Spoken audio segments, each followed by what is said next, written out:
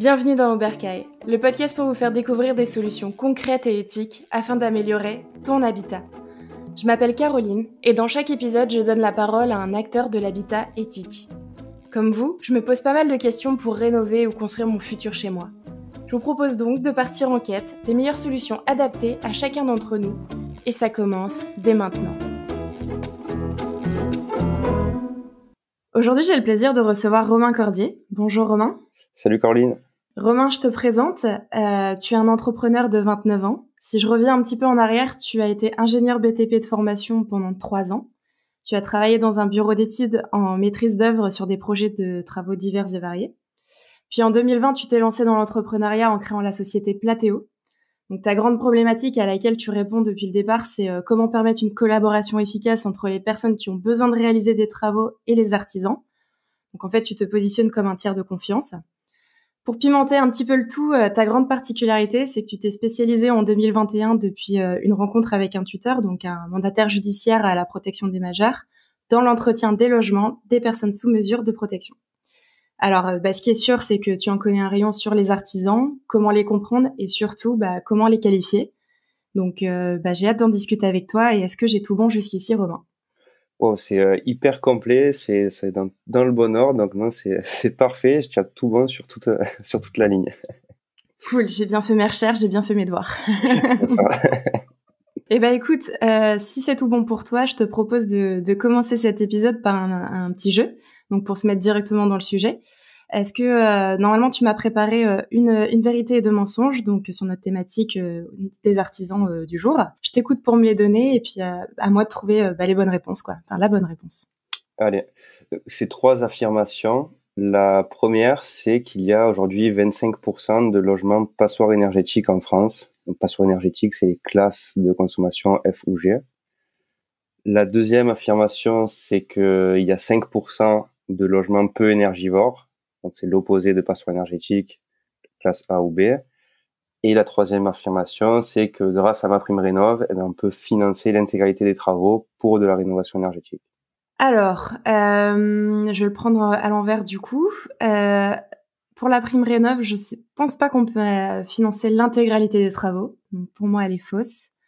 La deuxième, est-ce que tu peux me la redire ? La deuxième, c'est qu'il y a 25% de logements passoires énergétiques sur le parc immobilier français.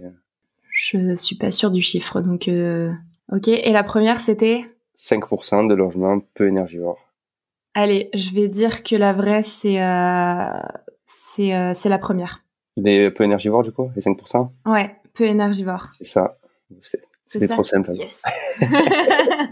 non, il y a eu beaucoup de réflexion, tout ça, donc ok. Est-ce que tu peux nous remettre un tout petit peu de contexte du coup sur tes 3 phrases et puis pour voir pourquoi tu as choisi Mais en fait, moi, ce qui m'a surpris quand j'ai fait ces recherches, c'est de voir qu'il y a que 5% des logements aujourd'hui qui sont de classe A ou B en France. Donc, ça m'a paru assez peu comme chiffre. De l'autre côté, en fait, je me suis rendu compte que dans l'extrême opposé, c'est pas 25% en fait de logements en passoire énergétique, c'est moins. Donc, c'est rassurant, c'est 17%. Et j'ai voulu un peu nuancer ça avec la solution pour ces passoires énergétiques, c'est de faire des travaux de rénovation énergétique avec MaPrimeRénov', qui malheureusement ne couvre pas l'intégralité des travaux de rénovation. C'est en fonction des revenus entre 35 et 50%. Il y a des paliers effectivement, je crois, pour la prime rénov'. C'est ça. Sur lesquels on peut se fier. Ok, super. Eh ben écoute, je te propose de passer directement sur le sujet. J'ai une question un peu bête pour commencer, mais je pense que c'est bien de le définir. Est-ce que tu peux me définir ce que c'est un artisan pour toi ? C'est quoi un chantier ? C'est quoi un artisan sur un chantier ? Comment tu peux le définir ? Ouais, c'est vachement important. Pour moi, ce que je vais catégoriser d'artisan, c'est en général l'artisan au sens propre, la personne qui réalise des travaux, qui a un agrément d'artisan. Mais c'est aussi pas forcément que des gens qui travaillent seuls à leur compte, c'est aussi pour moi des entreprises qui regroupent des ouvriers.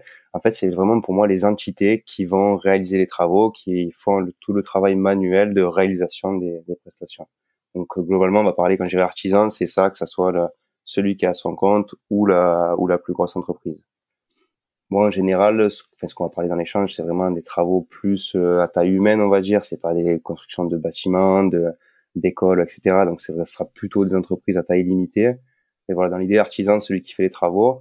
Chantier, ben c'est pour moi ça commence avant de vraiment de réaliser les travaux. C'est toute la préparation, c'est toutes les étapes qui mènent à mener à bien un projet de construction ou de rénovation.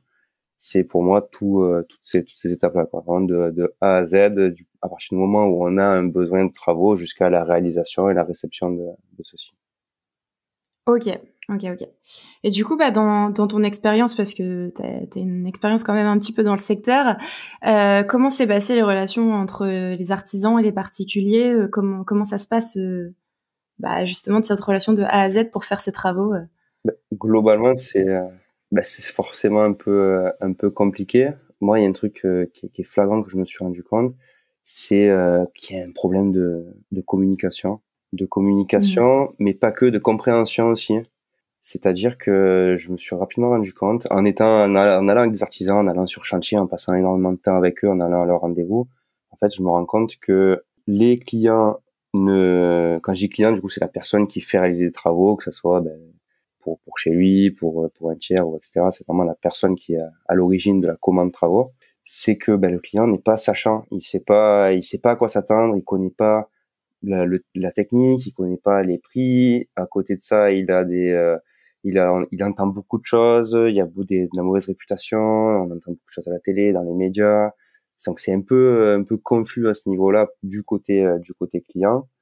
Et pareil de l'autre côté artisan. En fait, ce que je me suis rendu compte, c'est que l'artisan c'est quelqu'un qui est à la base manuel, qui sait très Mhm. bien réaliser les travaux, qui fait des prestations de qualité avec des finitions de bonne qualité, etc., mais qui va pas avoir en fait tout ce côté administratif, toute cette gymnastique en fait pour comprendre les attentes du client et pouvoir y répondre de manière précise. Donc vraiment, c'est ce qui est assez flagrant, c'est que j'ai deux personnes qui ont envie de travailler, qui ont besoin de l'un et de l'autre, mais qui n'arrivent pas à se parler de manière compréhensible pour les deux parties, et ce qui fait que c'est à l'origine de beaucoup de frustration.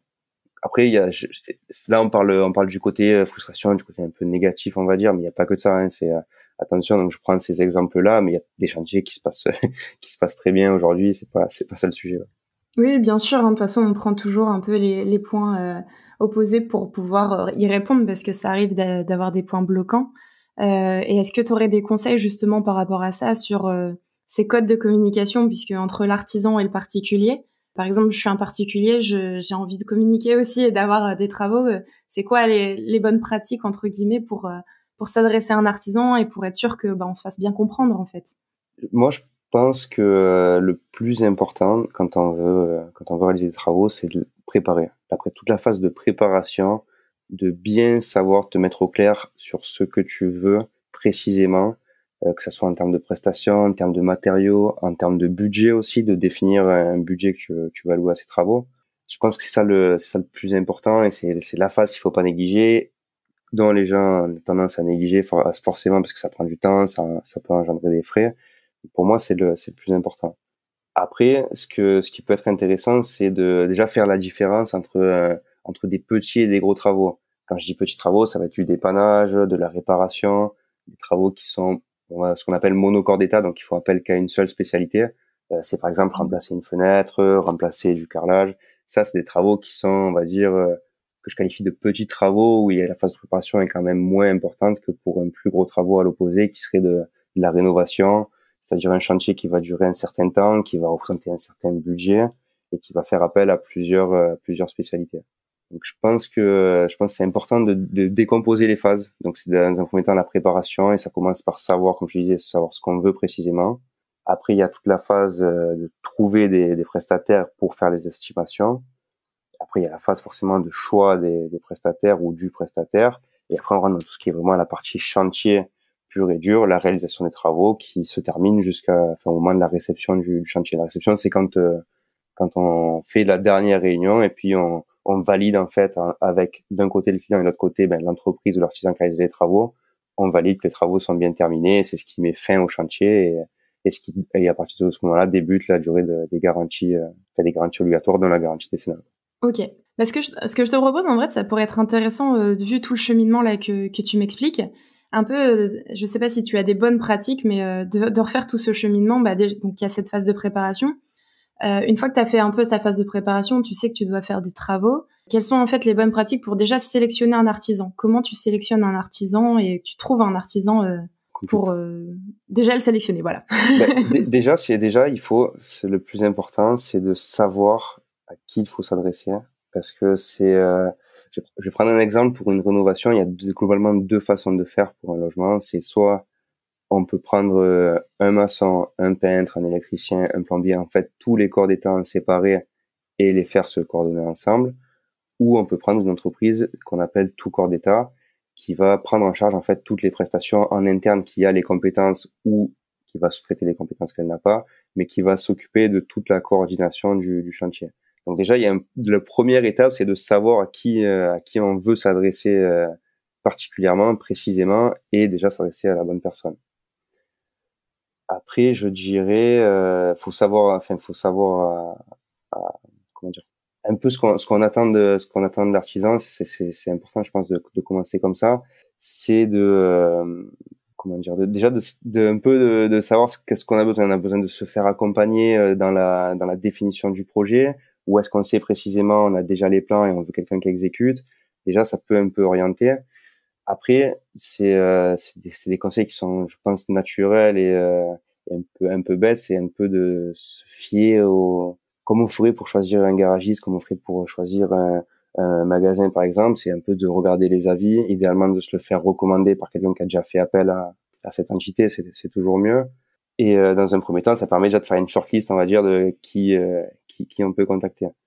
Après, ce qui est hyper important, à mon sens, et qui est la première étape avant de commencer toute discussion, c'est de s'assurer en fait que les personnes sont au niveau administratif sont conformes. Globalement, il y a deux assurances aujourd'hui qui sont obligatoires dans le bâtiment pour des travaux. L'assurance de responsabilité civile professionnelle. Donc ça, c'est l'assurance en fait, qui va couvrir l'entreprise pendant la durée des travaux. Si, je sais pas, si elle vient abîmer quelque chose, si elle vient à se blesser, à blesser quelqu'un, enfin, c'est ce genre de cas. Et à côté de ça, il y a l'assurance qu'on appelle décennale, la garantie décennale, qui va en fait garantir les travaux pendant 10 ans à compter de la réception. Donc pour moi déjà, c'est hyper important de faire un tri entre les entreprises qui ont ces documents et celles qui les ont pas. C'est deux documents qui sont obligatoires dans les travaux. Donc toutes les entreprises qui vont dire non, c'est pas obligatoire parce que je fais que de la rénovation, ou non, c'est pas obligatoire parce que je suis auto-entrepreneur, ça c'est faux, ça n'existe pas. C'est obligatoire dans 100% des cas. Donc déjà, je pense que à partir du moment où on a un peu regardé les avis, on s'est fait recommander les personnes, on a vérifié leurs documents, ils sont à jour et ils sont conformes sur ce point-là. Déjà, on a éliminé beaucoup de chances de tomber sur quelqu'un de pas sérieux. De mauvaises expériences ou d'arnaques, parce que j'allais venir, ça peut faire partie des bonnes pratiques pour éviter justement ces types d'arnaques parfois dans le bâtiment, qui existent aussi, hein, même si c'est pas la norme, mais ça existe aussi, quoi. Ah oui, on va pas se le cacher. Ouais. Après, un truc que je trouve aussi intéressant de souligner, c'est un peu tout ce qui est ce que j'appelle un peu les soft skills. C'est un peu toutes les toutes les petites tâches, les petites actions qui se passent dans la relation. C'est-à-dire, l'entreprise, vous allez l'appeler, peut-être il va pas répondre, vous allez lui laisser un message vocal. Est-ce que la personne va rappeler après ou pas? Est-ce que pour l'avoir, vous devez l'appeler 5 fois à chaque fois et puis c'est compliqué d'avoir une réponse? En fait, il y a plein de petits trucs qu'on peut analyser et de se dire peut-être que oui, si déjà avant de commencer le chantier, on a du mal à voir la personne, elle a du mal à se déplacer, on a du mal à prévoir un rendez-vous, peut-être que c'est pas la personne adaptée parce qu'elle a déjà trop de travail à ce moment-là, ou peut-être que c'est pas le moment, ou peut-être qu'elle n'arrive pas à s'organiser correctement. Donc il y a quand même, je trouve, pas mal de choses à analyser dans la relation et qui ont des petits détails qui ont une importance, quoi. Effectivement, oui. Et le fait de pouvoir voir la rapidité de réponse, ou quand mais dans les deux cas aussi, hein, parce que ça peut se faire du côté de l'artisan, mais il y a aussi du côté du particulier, où parfois on peut voir aussi des contre-cas où l'artisan est présent et c'est le particulier, enfin la personne qui demande à faire les travaux qui n'est plus dans la réaction après, une fois qu'elle a eu le devis, quoi. Ah oui, complètement. En fait, en fait, je pense que tout ce que je raconte sur un peu ces expériences-là, sur ces critères, ça marche dans les deux sens, quoi. Nous, on se rend compte que les personnes qui sont, les particuliers, par exemple, qui nous appellent et qui sont pas prêts à nous donner un rendez-vous pour venir faire les estimations, que c'est un peu compliqué, voilà, on se dit, bon, c'est que la personne n'est pas forcément prête, c'est peut-être pas le bon moment, ou je ne sais rien. mais c'est des signes qui montrent un peu qu'il peut y avoir des frictions à terme. Enfin, on va dire que ça commence mal dans les premiers échanges, ça commence mal, c'est un peu dommage, ça laisse rien à envisager de bon. Et après, il y a ce qui est important aussi, c'est le feeling. Hein, tout ça. Après, ça reste pour moi, un chantier, en fait, c'est vraiment une relation entre une personne qui a besoin de faire les travaux et la personne qui sait les faire. C'est une relation. Et s'il n'y a pas de bon feeling, si au premier échange, vous commencez à vous dire ah ouais non, il commence déjà à essayer de m'embrouiller ou alors je le sens pas clair ou quoi, c'est pas la peine. Après, il n'y a pas de. Je pense que c'est aussi très important parce qu'il faut pas oublier que le chantier ça dure un certain temps.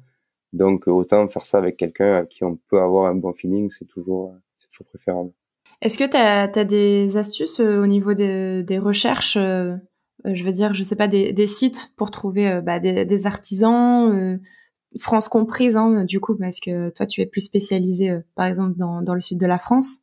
Est-ce qu'il y a je sais pas, le bottin pour trouver des noms d'artisans, etc. Quand on n'a pas forcément de contact en direct et qu'on n'a pas forcément de recommandations. Qu'est-ce que tu préconises en fait comme type de recherche, quoi? Après, le plus classique pour commencer déjà, c'est Google. Déjà, est-ce que la personne est visible sur Google? Est-ce qu'elle a des avis ou pas? On regarde un peu les avis. J'aime bien analyser ça. On va essayer de voir est-ce que c'est des vrais avis ou est-ce que on se rend compte que pendant 2 mois il y a eu beaucoup d'avis de plus ou moins des mêmes personnes. Alors peut-être que c'est un peu biaisé, que c'est un peu triché. Est-ce que les avis sont sur le long terme? Est-ce qu'il y a des avis négatifs ou pas? Déjà, je pense que c'est à prendre en compte. Je dis pas que c'est une science exacte et que l'artisan qui a 0 avis négatif, il va pas y avoir un problème sur votre chantier. Ça c'est impossible à garantir. C'est pas une science exacte, mais ça donne une tendance. Déjà, on voit si la personne a beaucoup d'avis négatifs, comme quoi elle a fait des malfaçons sur des chantiers, ou alors elle revient pas quand il y a un désordre après le chantier. Déjà, ça met un peu la puce à l'oreille et je pense que c'est pas forcément l'artisan adapté. Après, on peut aussi se rapprocher en fait de tous des organismes comme la CAPEB, qui est la Fédération des artisans. Je pense on peut aussi se rapprocher de ce genre de personnes. Ça peut être intéressant. Et un truc tout bête qui peut servir, c'est Facebook en fait. On se rend compte que dans les groupes Facebook, nous par exemple, on a des groupes Facebook, j'habite Marseille, tel arrondissement. On se rend compte que très souvent des gens parlent et se recommandent des artisans, donc on envoie des messages, bonjour, je cherche un serrurier, est-ce que vous avez pas quelqu'un à me recommander? Et là déjà ça donne un peu une tendance, on voit des gens qui sont recommandés régulièrement, des commentaires un peu des personnes, voilà, je l'ai fait appel à cet artisan, ça s'est très bien passé. Ça peut un peu, c'est pas une science exacte non plus, mais ça peut un peu orienter et se dire ben ouais, si cette personne est recommandée publiquement sur un réseau social, c'est que certainement il y a déjà plus de chances qu'elle soit sérieuse. Ouais, qu'elle ait eu des bons avis et des bons retours sur chantier, quoi. C'est ça. C'est vraiment en fait, c'est un peu la même mécanique avec la présence sur Google. Moi je me dis l'artisan qui met sa fiche sur Google, qui a pas honte de montrer son travail, d'être là, de présent et entre guillemets se dire ben moi je fais un travail de qualité, je n'ai pas peur d'être présent. Ça donne déjà je pense que c'est un plus dans la recherche. Non, tout à fait, tout à fait. C'est un élément de réassurance qui est complet, quoi. Quand tu qualifies, toi, les artisans aujourd'hui, par exemple, pour Platéo, est-ce que tu as d'autres critères qu'on pourrait utiliser, entre guillemets, en tant que particulier? Il y a quelque chose qui se fait un peu, mais c'est des fois compliqué pour des petits chantiers, c'est d'en fait regarder un peu le chiffre d'affaires de l'entreprise sur les précédentes années. Par exemple, hein, si c'est un chantier et l'entreprise vous propose un devis à, je sais pas, 50 000 euros pour rénover votre maison et que vous vous rendez compte que l'année dernière, elle a fait 50 000 euros de chiffre d'affaires, c'est qu'elle va pas être forcément en mesure comment dire, de le gérer, d'être en capacité, en fait, de gérer ce chantier-là, parce que ça représente ce qu'elle a fait, ce qu'elle va faire en 2 mois, ce qu'elle a fait en un an d'existence. Donc ça peut un peu mettre la puce à l'oreille. Nous, on aime bien regarder ça. Après, nous, vraiment, ce qu'on a besoin, dans le cadre de mon activité, c'est vraiment des entreprises qui sont fiables et réactives. Donc, nous, on analyse, je reviens vraiment sur les soft skills, on analyse vraiment ça. C'est qu'on leur demande de nous envoyer des documents, on leur demande de s'engager à nous rappeler à des moments bien précis. Et en fait, on voit si les gens sont sérieux. Déjà, nous, ça nous donne des idées sur le sérieux des entreprises. Au niveau de l'organisation, tout ça, de suivre un petit peu comment ils s'organisent tout simplement dans leur chantier, quoi. C'est ça, ouais. Pour moi, c'est le plus important parce que faire des ouvrages, les faire correctement, il y a beaucoup de gens qui savent les faire. C'est de la technique du bâtiment, ça s'apprend dans des écoles, etc. Ça n'y a pas de souci, beaucoup de gens savent le faire. Mais après, par contre, de communiquer, d'être dans les délais, d'être clair, d'expliquer, de prévenir au bon moment, ça c'est quelque chose qui s'apprend pas forcément dans les écoles et c'est ça qui est important, qui va faire la différence entre un bon artisan et un très bon artisan qui gère ses chantiers à merveille, quoi. Ok, c'est clair. Et du coup, par rapport justement à l'aspect administratif, on peut en venir un petit peu aussi là-dessus. Au niveau des devis, au niveau des factures, est-ce que tu as des conseils à apporter pour comment vérifier un devis, comment vérifier peut-être une facture aussi, être sûr que voilà on est dans le bon et qu'on se trompe pas quoi. Déjà sur un devis, il y a des mentions qui sont obligatoires. Ça, on peut retrouver la liste sur le site du gouvernement. Il y a des mentions qui doivent forcément figurer sur le devis. Donc déjà, je pense que dans un premier temps, vérifier si elles y sont bien, ça peut être une première chose à faire. Après, ce que je trouve important, c'est au niveau du devis, c'est le détail. C'est qu'un devis, en fait, doit être détaillé par prestation. On va prendre l'exemple d'une rénovation d'une salle de bain. Il doit y avoir un poste, fourniture et pose du carrelage, fourniture et pose du bac à douche. En fait, il faut que chaque prestation soit sur une ligne et détaillée avec un prix qui lui est propre. Aujourd'hui, quand je vois des devis où il y a écrit rénovation de salle de bain, tac, tac, tac, la liste des prestations, et à la fin, un ensemble X milliers d'euros, pour moi, ça marche pas et c'est pas sérieux parce que c'est pas, s'il y a un manque de transparence, c'est l'artisan, forcément, quand il a fait son devis, a dû détailler, mais pourquoi il communique pas avec le client? C'est que peut-être qu'il y a quelque chose un peu dessous et je trouve que c'est pas top. Et dans tous les cas, normalement, c'est obligatoire de détailler par prestation. D'accord, donc forcément, il doit y avoir normalement le détail sur le devis où on est en droit de le demander, quoi. C'est ça, obligatoirement. Ok. Après, pour la facture, c'est un peu plus simple. Il faut s'assurer que la facture est au même montant que le devis, que les mêmes prestations et que vous payez le même prix que ce qui était prévu, quoi. C'est un peu plus Initialement. simple. Sachant Ouais. qu'il y a aussi des mentions obligatoires sur les factures. Ok. Et ça, donc, on peut, effectivement, le retrouver sur Internet, les mentions Ouais. obligatoires au niveau de la TVA et tout ça. Tout est TTC de toute façon quand c'est particulier, toutes taxes comprises. Je sais pas s'il y a d'autres choses qu'on peut rajouter qui pourraient aider, mais Peut-être sur les montants les différents taux de TVA. alors, est-ce qu'il y a des différents taux de TVA justement en fonction des artisans ou des corps de métier? En fait, ça va pas être en fonction des artisans, mais en fonction des prestations qui sont réalisées. En fait, globalement, il y a 3 taux de TVA. Le plus haut, c'est 20%. Après, ça, c'est dans le cas, on va dire, le cas général. Il y a une TVA réduite à 10%. Ça, c'est pour les travaux de rénovation. Il faut que ce soit des travaux qui visent à rénover le bien et que ça soit un bâtiment à usage d'habitation. Donc, ça marche pas pour des bureaux, ça marche pas pour, je sais pas, les espaces extérieurs, on va dire, pour le jardin, ça marche pas. Donc, il faut vraiment que ce soit pour rénover le logement. Là, on est sur une TVA à 10%. Il faut remplir une attestation, ça s'appelle l'attestation de TVA simplifiée. Ça, normalement, c'est l'artisan qui vous l'envoie avec le devis, vous remplissez l'attestation et en cas de contrôle, ça permet de justifier que les travaux visent bien à rénover un logement, le local sert de logement et il faut qu'il soit réalisé depuis 2 ans, qu'il ait au moins 2 ans d'âge. Et après, dans des cas un peu plus particuliers, il y a la TVA à 5,5%, c'est pour les travaux qui visent à améliorer le côté énergétique des logements et souvent c'est sur des prestations bien particulières, par exemple sur le remplacement de menuiseries quand on met des menuiseries qui sont isolantes, tout ce genre de choses. Est-ce que c'est un lien du coup avec ce qu'on appelle la prime rénov ou tout ce qui est rénovation énergétique directe? Non, ça pour moi c'est vraiment le cas, ça c'est les cas classiques de TVA, ça s'applique vraiment aux travaux. Pour moi c'est vraiment deux choses différentes. Deux choses différentes. Ok, c'est clair. Et justement, donc on a parlé un peu devis, on a parlé un peu facture. Aujourd'hui, alors moi j'ai lu une histoire il y a pas longtemps. Je voulais enfin une histoire, un post sur LinkedIn. Je voulais t'en parler. Je voulais avoir ton avis là-dessus. Qui disait justement l'augmentation des prix est un peu en train de nous tuer. En parlant des artisans, un devis qui était à 150 000 euros il y a quelques mois frôle maintenant les 220 000 euros. Aujourd'hui, si vous voulez faire construire votre maison, les devis ne sont plus valables que 2 semaines. Enfin, qu'est-ce que tu penses par rapport avec la conjoncture au niveau des artisans? Comment aussi on peut pallier et aider aussi cette conjoncture et faire que ça aille dans le bon sens, quoi, au niveau des artisans, au niveau des particuliers, au niveau de la relation que ça peut amener aussi, pour qu'il y ait plus cette communication qui intervient justement entre les deux acteurs, quoi. C'est bien, c'est parce qu'on se ramène toujours à la même étape, c'est la préparation.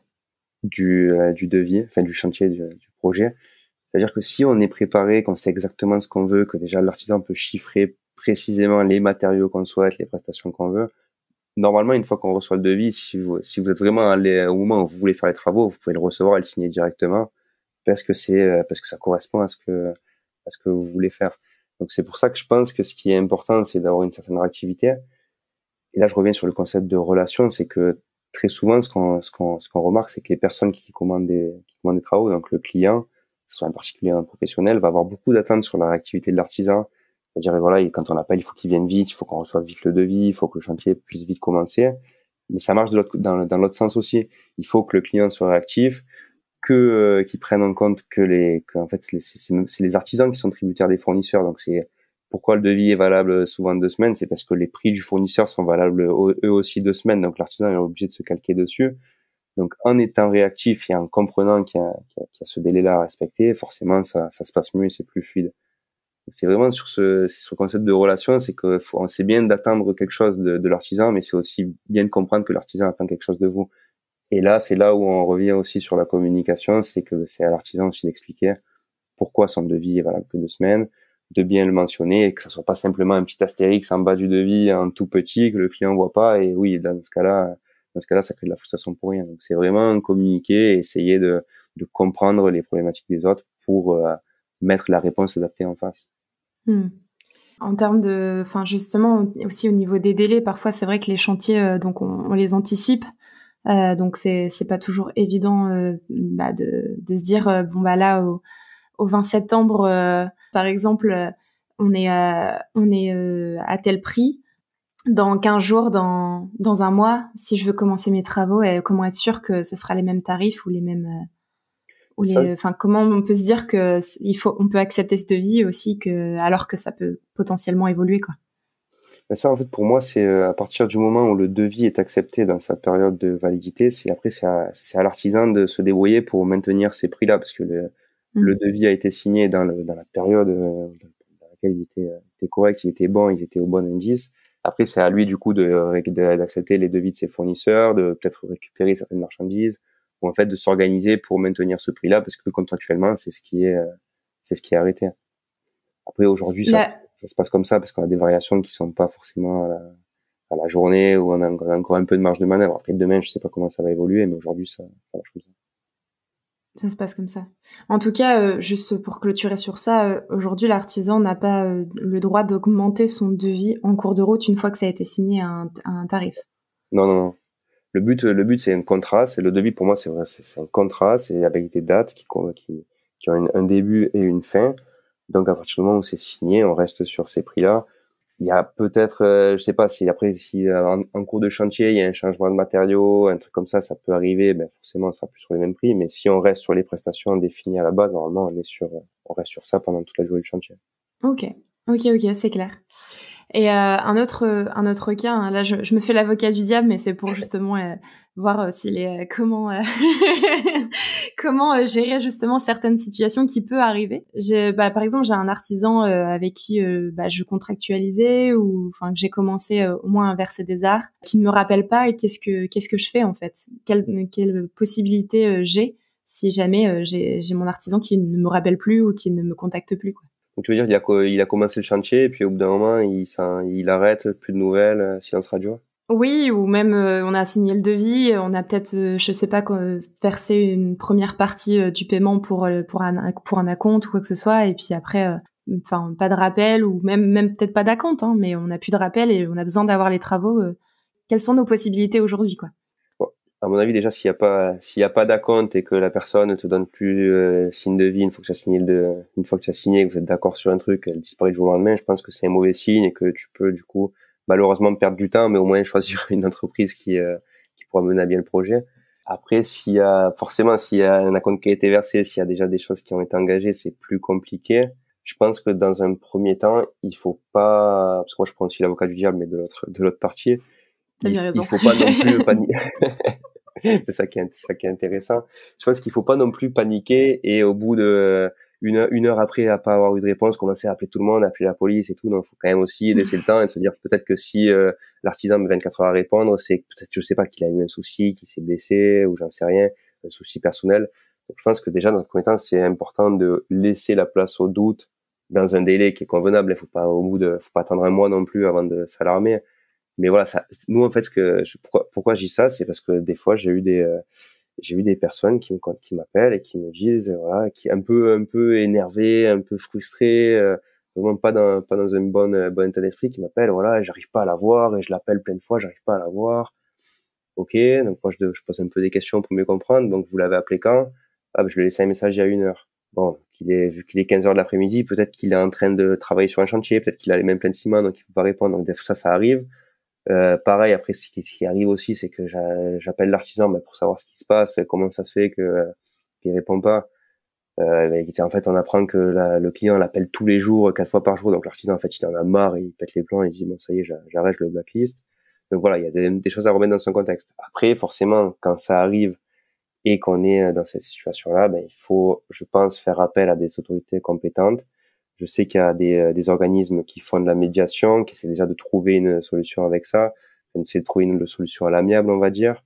Ce qui est pas mal, c'est que quand c'est quelqu'un qui a été recommandé, peut-être demander à la personne qui nous l'a recommandé, d'essayer de prendre contact de son côté, peut-être qu'il y a une explication, peut-être que voilà, c'est un peu essayer de dégrossir, de comprendre, et après c'est faire appel, rentrer en procédure en fait en fait en France on est protégé par la loi à ce niveau-là, donc c'est appeler les personnes compétentes et lancer des procédures dans ce sens-là.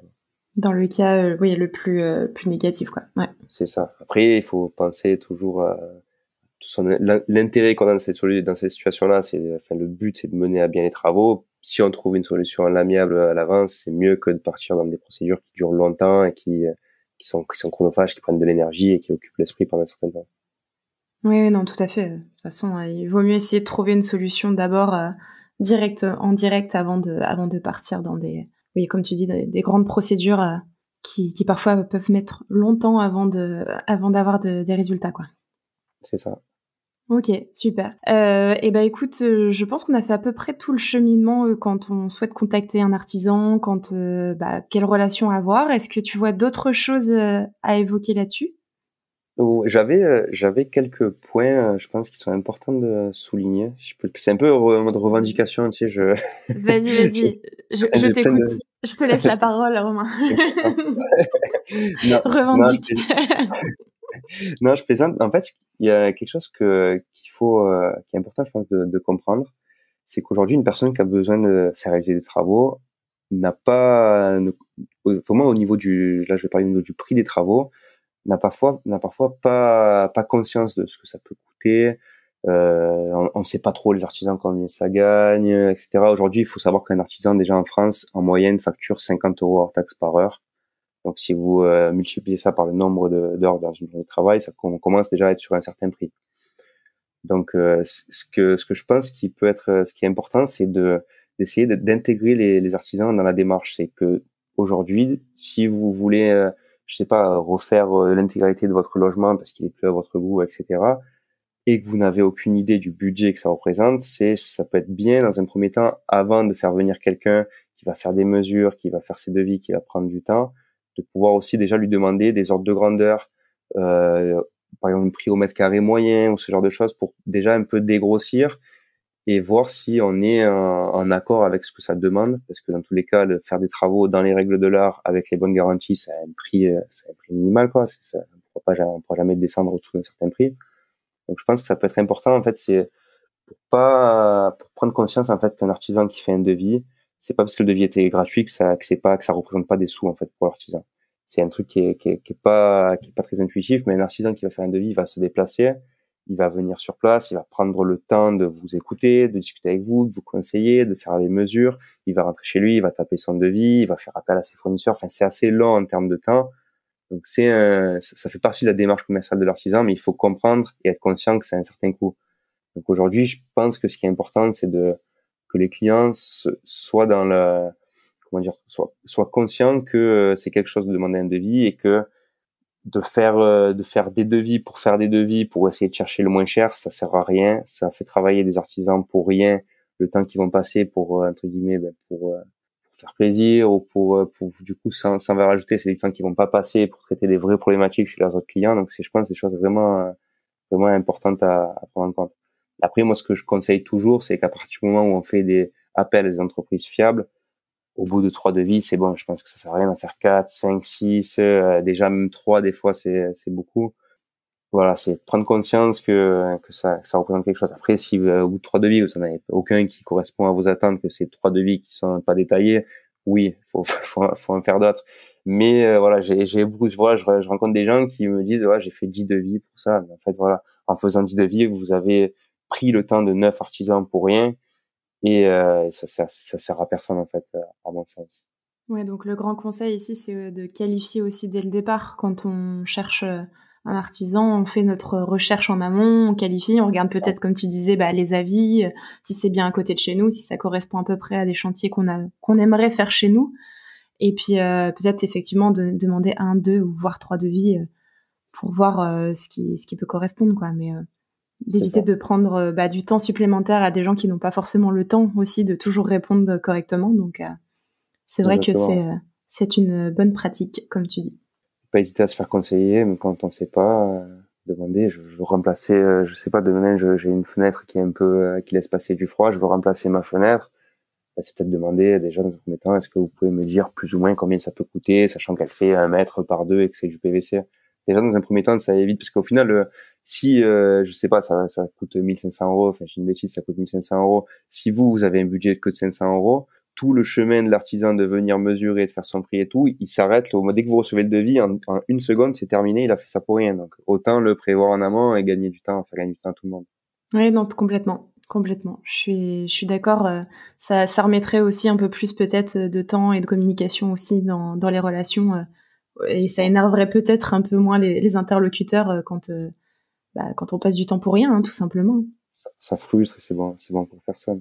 Tout à fait. Et après, un truc qui est important aussi, qui est revenu souvent quand ça commence à se passer mal, c'est tout bête, mais c'est comme j'ai une relation, enfin, faut penser que c'est des humains qui viennent travailler chez vous, c'est des gens qui vont se lever le matin, qui vont se préparer, qui vont aller travailler comme tout un chacun. Un truc qui est tout bête, c'est enfin, offrir un café. Très souvent, en fait, pourquoi je dis ça? Parce que quand ça commence à se passer mal, que ça dérive, qu'en fin de chantier, voilà, très souvent, ce que me dit l'artisan, c'est ouais, mais moi, ça fait 3 semaines que je vais chez lui tous les jours, il m'a jamais offert un café, jamais un verre d'eau, limite, il m'ouvre la porte. C'est bête, mais ça permet de montrer à l'artisan, mais que vous le considérez, que vous avez un respect pour son travail et sa personne. Ça, lui va se dire, ok, la personne est gentille. Je dis pas de venir, je dis pas de lui préparer un sandwich tous les jours, de l'inviter à manger le soir. C'est pas du tout ça. Mais voilà, des petites attentions comme ça. Vous avez pas soif, surtout quand il fait chaud. Quand il fait chaud en été, voilà, vous avez pas soif. Et je peux vous dire que vraiment, pour avoir été sur chantier, parce que j'étais à un moment où j'étais avec un collègue qui est paysagiste, j'ai fait des chantiers avec lui en tant que manœuvre. Dans la tête, on a envie de faire un travail qui est plus abouti quand la personne est assez plus ou moins sympathique et qu'elle nous propose de remplir nos gourdes quand il fait 45 degrés à l'ombre en été. Donc ça donne à l'artisan l'envie de se dire, bah oui, la personne est sympa, elle m'accueille bien, je vais faire quelque chose de mieux. Et puis s'il y a un petit truc à faire, une petite bricole en plus, je vais peut-être la faire pour Mm. rendre service.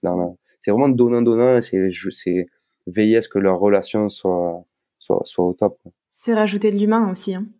On est dans une Complètement. relation d'humain, hein, dans le bâtiment, hein, donc ça vaut aussi pour les gens qui viennent chez nous faire des travaux, quoi. C'est ça. Mais c'est important parce qu'on s'en rend pas forcément compte, hein. Souvent, on a l'impression enfin, je pense que beaucoup de gens ont l'impression que, à partir du moment où ils payent, la personne doit quelque chose et puis c'est un retour. Mais non, c'est de l'humain, c'est une relation et c'est important que ça se passe bien. Et c'est d'autant plus important que si, enfin, si, ce qui peut arriver, il y a quelque chose un problème qui se déclare après le chantier. Si vous avez envie d'appeler l'artisan pour lui dire attention, je sais pas, j'ai une plainte qui s'est décollée, l'artisan aura plus envie de revenir si vous avez été gentil avec lui, accueillant et sympa pendant toute la durée du chantier, que au contraire si tout le chantier c'était un calvaire, qu'à la fin l'artisan a dû courir après pendant 6 mois pour être payé, enfin ce genre de choses. L'artisan, voilà, il est pas dans un état d'esprit où il a envie de se dépasser, de prendre du temps sur soi pour venir régler des petits problèmes. Donc c'est donnant et sur le long terme, ce sera toujours mieux. Non, c'est complètement vrai. De toute façon remettre de l'humain, remettre de l'humain. Nous pendant Complètement. l'été, c'est pas chez moi, mais chez une personne que je connais, on donnait des glaces aux artisans. Mais Bah, c'est pareil, ça fait pas toujours grand-chose, plaisir, quoi. bien sûr. Quand on fait un ratio sur le prix du chantier, c'est quoi? C'est 0,001% du prix du chantier. Oui, et puis ça fait plaisir, et puis on passe un bon moment, on discute 2 minutes, et puis après, voilà, on passe à autre chose. Voilà. Tu sais que demain, si la personne a un souci, ben, elle rappelle l'artisan, dans sa tête, il se rappellera, voilà, elle a été très gentille avec moi, elle m'a donné une glace, on a discuté 5 minutes, c'est bon, j'y vais. Voilà, voilà, voilà. Et ben écoute, Romain, je te propose qu'on passe à la phase action. À partir de maintenant, je pense qu'on a fait déjà pas mal le tour du sujet autour des artisans. Et puis on va Ouais, pouvoir justement allez. compléter dans cette phase. Si t'es d'accord, on y va. Je lance le jingle.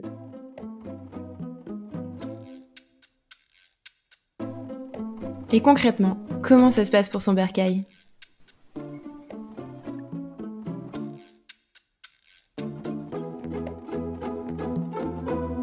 Du coup, nos auditeurs ils ont des travaux à réaliser. Hein, de toute façon, c'est toujours un peu la problématique.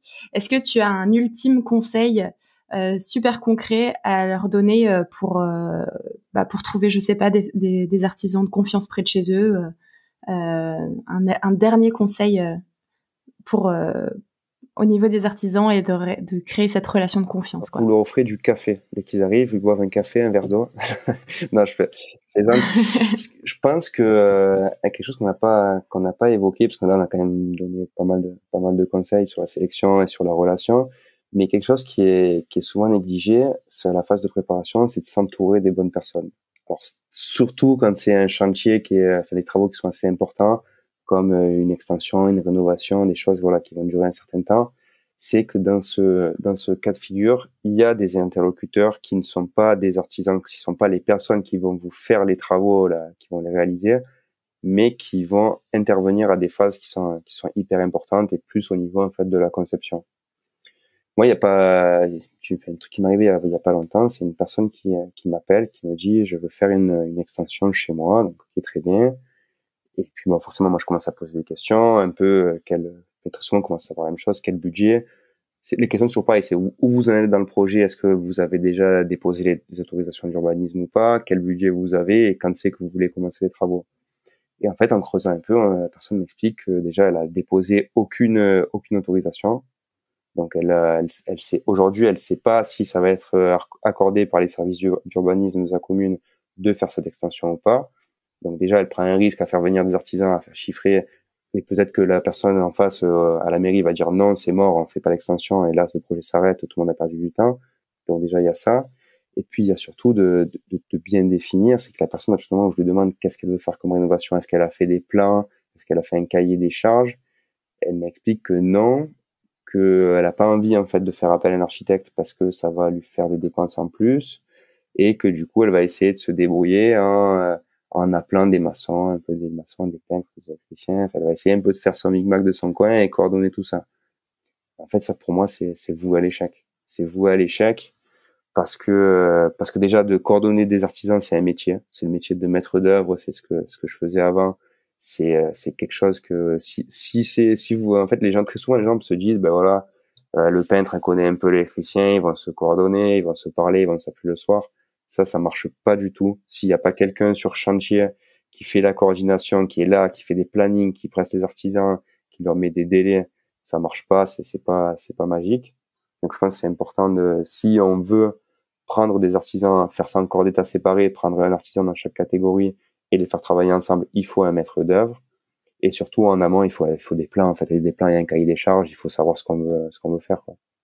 Parce que là, dans cette histoire, la moralité, c'est qu'au final, la personne me montre un peu les devis qu'elle a reçus. C'est n'importe quoi. Il y a deux devis qui sont pas sur la même surface. Donc elle va comparer des devis qui sont pas faits sur la même surface où il y a 10 mètres carrés en plus ou en moins. Donc c'est au prix du mètre carré, c'est rien à voir. Pas sur les mêmes prestations. Et puis en fait, ce que j'expliquais, c'est que les artisans, c'est pas leur métier de faire de la conception. Eux, ils sont dans la réalisation. Ils savent pas conseiller. Au mieux, ils vont vous conseiller sur les solutions qui vont les arranger à eux en général.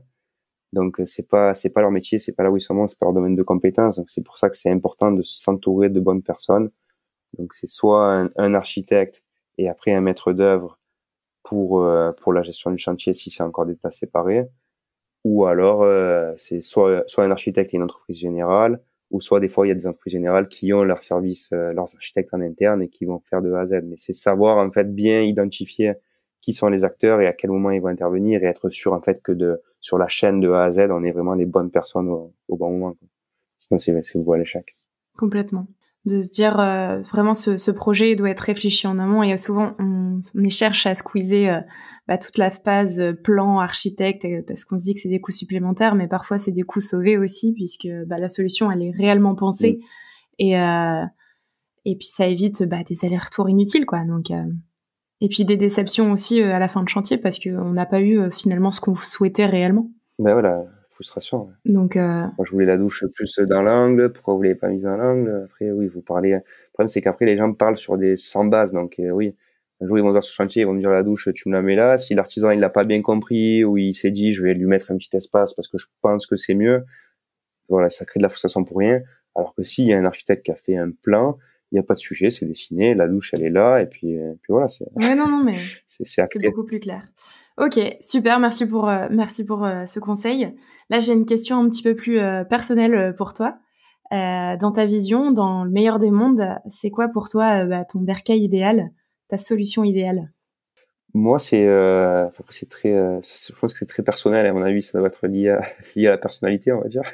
C'est que moi, j'ai envie d'avoir ce qui m'intéresse en ce moment, c'est qu'il y a beaucoup de sujets en fait de consommation d'énergie, d'électricité, de gaz, etc. Et moi, je trouve, enfin, le constat que je fais aujourd'hui, c'est que j'ai pas de visuel sur ça. J'ai aucune idée de ce qui consomme beaucoup chez moi. En fait, je sais pas. J'imagine que la clim, ça consomme plus que le chargeur de mon téléphone, mais bon, j'ai pas vraiment de données sur ça. Et je pense qu'aujourd'hui, on est à un moment où les problématiques de consommation, c'est évident, c'est des choses qu'il faut régler. Moi, mon bercail idéal, c'est vraiment quelque chose où je maîtrise les consommations. À la limite, je peux savoir en temps réel ce qu'ils consomment et en fait, ça me permettrait de pouvoir les réduire en sachant sur quel levier activer, sur quoi travailler et quoi modifier dans mon logement. Donc, je pense que c'est ça qui m'intéresse en ce moment. Après, forcément, j'ai mon bercail idéal, je reprends un peu l'exemple, j'ai écouté le podcast de l'épisode 1 avec Jacques, où on part forcément sur un mas rénové avec une belle maison qui a du cachet, mais forcément ça fait rêver. Ça fait rêver aussi. Tout le monde après. Mets-toi de pair avec Jacques si nous l'écoute cet épisode. parler de vos projets respectifs. J'espère on va allier les deux, le côté esthétique et le côté fonctionnel, comme ça on arrivera sur quelque chose. Réduction d'énergie avec la petite maison en pierre, au moins. C'est ça. Mais globalement, ouais, moi je l'orienterais sur ça, c'est pouvoir en fait réduire au maximum les coûts de fonctionnement, qui sont pas en général pas pris en compte. On pense toujours aux coûts de construction, donc oui, on va y aller sur du pas cher, mais si après en consommation on consomme énormément plus que si on avait choisi d'autres matériaux, ben moi je trouve ça dommage. Ok. Et pour le mesurer, tu passerais par la digitalisation par exemple ou pour pouvoir mesurer, ou tu as des idées ou pas? Ou là je pars trop loin. Pour l'instant, non, pour l'instant c'est plus une vision dans un monde idéal. D'accord. Et ben j'imagine que ça passe par tout ce qui est domotique, par tout ce qui est calcul en temps réel. Je pense que c'est ça. Et ben si jamais tu te renseignes sur des solutions, tu pourras venir nous en reparler. Avec plaisir. Dans ce podcast. Je voulais savoir si tu avais aussi des ressources, pour t'informer, je sais pas, des newsletters, des chaînes, des livres, des invités que tu aimerais peut-être voir aussi sur ce podcast. Est-ce qu'il y a certaines ressources que tu aimerais avoir sur Aubercaille et que tu n'as pas encore vu? J'avais un invité, mais il est passé dans l'épisode 1. Encore lui, sacré Jacques. C'est déjà fait, le fameux. Non, mais moi, ce que je trouve compliqué aujourd'hui, c'est d'avoir des sources entre guillemets fiables, qui balayent les sujets en profondeur. Et en fait, moi aujourd'hui, hormis me documenter sur les médias BTP classiques comme le Moniteur ou ce genre de choses, pour être vraiment en fait au courant de ce qui se fait, des tendances, un peu des innovations, j'ai pas vraiment de sources où je vais aller chercher, piocher une information, vraiment quelque chose de concret qui va englober un peu toute la problématique. Donc vraiment, c'est pour ça que quand tu m'as parlé du projet Oberkai, je trouve que ça a vraiment du sens dans cet état d'esprit. C'est pouvoir un peu regrouper tout et avoir une vision assez globale que, par exemple, si aujourd'hui on va sur on se documente, je sais pas moi, sur réduire sa consommation d'énergie, on va tomber sur des sites qui vendent des solutions de réduction de consommation d'énergie, donc qui à mon sens sont forcément orientés et qui vont pas traiter le problème dans sa globalité. Donc je pense Qui ont que un discours peut-être plus c'est commercial. important d'avoir ça. Ouais. C'est ça, ouais. Vraiment, c'est aujourd'hui, c'est un constat que je fais sur Internet et même sur d'autres sujets, c'est que quand c'est du commercial, c'est forcément, à mon sens, c'est forcément biaisé, ça amène forcément vers des intérêts propres. Donc, d'avoir quelque chose de généraliste, je trouve ça, qui balaye tout et qui a pas de parti pris, je trouve que c'est important. Ok. Donc, tu recommandes Et je suis tombé Overkay. sur, ben forcément, sinon je serais pas là aujourd'hui. Mais je suis tombé sur un truc assez surprenant. C'est Laurent Merlin qui a un site qui s'appelle leroymerlinsource.fr et qui fait un peu de recherche, d'innovation, qui met en avant des initiatives. Et je connaissais pas, je suis tombé sur ça récemment, là, il y a la semaine dernière, et je trouve ça vachement pertinent. Donc je me suis abonné à leur newsletter et puis en espérant que ça aide un peu à avoir une visibilité sur ça et à connaître un peu ce qui se fait, quoi. Je pense que c'est ça c'est important aussi. Je le noterai dans les ressources si ça peut intéresser. C'est ça, mais pas le Leroy Merlin classique ou sur le bricolage, c'est le Leroy Merlin Source. Ils ont sorti je sais pas comment ils ont structuré ça, mais c'est quelque chose qui est vraiment sur l'innovation dans le BTP, sur de nouvelles solutions et sur un peu trouver des alternatives à ce qu'on fait de manière classique. Ok, super. Bah, j'irai faire un tour. J'irai voir ça. C'est toujours intéressant en vrai de mettre en avant. Hein. Plus on est nombreux, mieux c'est. Hein. C'est ça, et puis de voir que des acteurs quand même assez gros et assez reconnus au niveau national s'impliquent dans ça, je pense que ça montre qu'il y a une dynamique et je pense que ça collabore à la faire augmenter et à rassembler de plus en plus de monde. Ok, bah super, merci beaucoup pour ces ressources. On vient à la fin de l'épisode. Est-ce qu'il y a un lieu où on peut te contacter si on a envie de te poser des questions, te retrouver, un site Oui, il y en a pas mal. Non, globalement, notre site internet, enfin, le site de mon entreprise, plateo.fr. Ok, PLATO, il n'y a pas d'accent sur le E.fr. Sachant que là, il y a notre adresse mail, il y a même mon numéro de téléphone dessus, il y a un formulaire de contact. Après, moi, j'essaie d'être joignable sur les réseaux, sur LinkedIn, par exemple. Puis globalement, je pense que à partir du moment où vous avez mon mail, mon numéro de téléphone, mon LinkedIn, c'est déjà pas mal. bien. Il y a moyen de te contacter, effectivement. C'est ça. Et bah écoute, j'ai plus qu'à te remercier. J'ai une dernière petite question. Du coup, bah avec Platéo, bah vous avez cette mission de remettre du sens social. C'est un peu la petite question de fin. En créant ce lien de confiance entre les artisans, les tuteurs et en la charge des personnes du coup sous tutelle ou curatelle. Est-ce que vous avez d'autres projets en développement c'est quoi l'avenir pour Platéo? Bah, nous, en fait, on est arrivé par le cheminement de l'entreprise, on est arrivé à se spécialiser dans les travaux pour les personnes sous tutelle curatelle. C'est ce qu'on appelle sous mesure de protection. C'est pas très connu, donc c'est très spécifique. Et en fait, on a réussi à acquérir une certaine expertise travaux chez des personnes qu'on qualifie de vulnérables, en fait, qui pourraient pas faire appel à des artisans, qui ont du mal, surtout à faire appel à des artisans par eux-mêmes. Donc en fait, nous, ce qu'on se rend compte, c'est qu'on a cette expertise-là, c'est qu'on a développé tout un service autour de ça pour gagner en efficacité, être sûr que ce qu'on fait, ça soit adapté aux besoins des personnes. Donc aujourd'hui, nous, dans l'avenir, ce qu'on va faire, c'est continuer à développer ce service-là et l'améliorer en continu. En fait, hein, pour moi, vraiment, c'est des engrenages mis bout à bout. Et donc, plus on va mettre d'huile dedans, mieux ça va fonctionner et mieux ça sera bénéfique pour tout le monde. Et le but, en fait, nous, c'est vraiment de devenir un acteur incontournable dans les travaux pour les personnes vulnérables, quoi, dans le social, on va dire. En fait, le constat qu'on fait, c'est qu'aujourd'hui, on travaille pour les personnes sous mesure de protection. Ça marche très bien. On a les artisans conformes et c'est pourquoi pas pouvoir les mettre à disposition d'autres personnes qui en ont besoin. Je sais pas, peut-être des personnes qui sont handicapées ou d'autres publics en fait qui vivent dans des logements qui ont besoin de les entretenir comme tout le monde et qu'on pourrait aider dans ça. Donc on veut vraiment en fait élargir un peu le périmètre de nos utilisateurs pour le mettre à disposition du maximum de monde et avoir le plus d'effet sur les personnes et sur la société, tout mais en restant quand même dans les travaux, avec ce côté social qui maintenant, moi, en fait, à partir du moment où je suis parti dans cette spécialisation, où ça a donné ce sens à mon projet, à mon entreprise, je veux pas m'en défaire et je veux rester dans ça. C'est hyper important. En tout cas, on souhaite un bel avenir à Platéo et plein de projets, et plein d'évolutions. C'est vraiment une très belle boîte. Donc merci à toi en tout cas, Romain, d'être venu sur le podcast. Et puis à très vite. Hein. Merci à toi pour l'invitation, surtout, c'était super moment. Bon, vous l'avez entendu, on a bien rigolé avec Romain. Encore merci pour ton passage sur Ubercaille. Moralité de l'histoire, offrez un café aux artisans. Non, si je devais retenir 3 choses importantes de cet épisode, ce serait que quand je commence un projet, faut que je me pose la question, est-ce un petit ou un grand chantier ? Et en fonction de cela, à qui je vais m'adresser ? Un artisan spécialisé ou un tout corps d'État pour réaliser l'ensemble de la prestation. Ensuite, en vient la phase de préparation. Il faut que j'anticipe en prévoyant la conception de mon projet.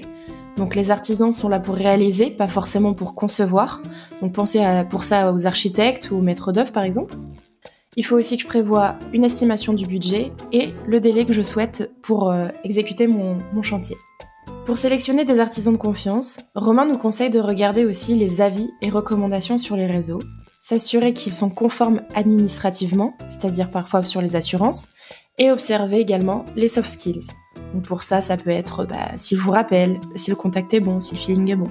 Pour finir, il faut se dire que 3 devis, c'est ok, mais rien ne sert de demander plus. Ça fait perdre du temps à tout le monde, et puis ça évite les frustrations. Et enfin, si tu as aimé l'épisode, tu peux soutenir Ubercaille en nous laissant 5 étoiles sur Spotify et Apple Podcast, et un commentaire pour nous dire ce qui t'a plu et les sujets que tu souhaiterais qu'on aborde. Et si on co-créait Ubercaille ensemble ? Si tu te dis « Oh non, l'épisode est déjà terminé », tu peux vite nous retrouver sur le site www.ubercaille.co et y retrouver tous les sujets abordés dans ce podcast. À très vite.